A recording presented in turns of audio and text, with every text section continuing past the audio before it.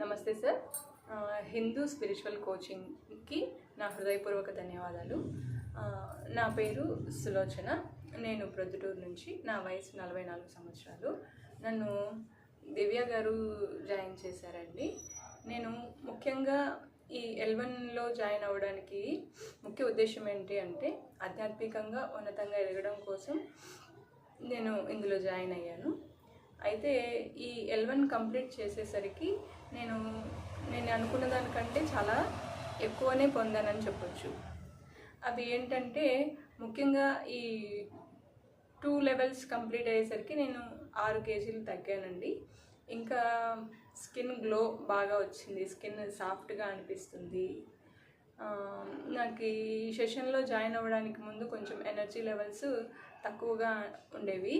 ఇప్పుడు energy levels బాగున్నాయి. Haemoglobin కూడా 2 పాయింట్స్ హిమోగ్లోబిన్ కూడా పెరిగింది.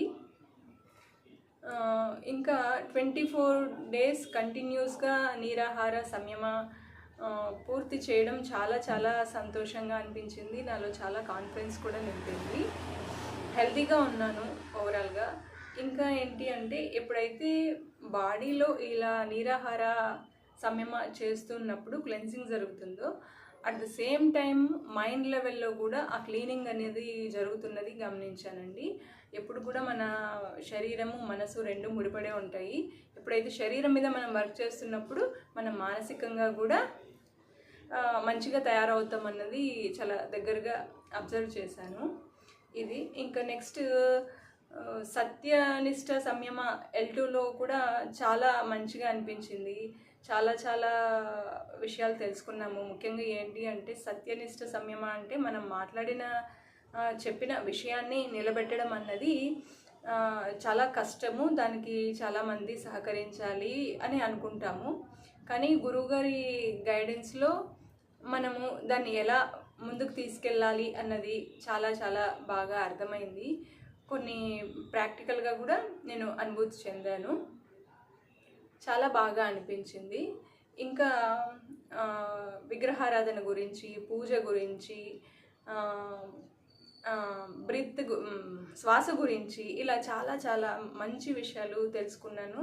వాటిని రోజువారీ జీవితంలో అప్లై చేయడానికి కూడా ఎంతో చక్కగా వీలవుతుంది.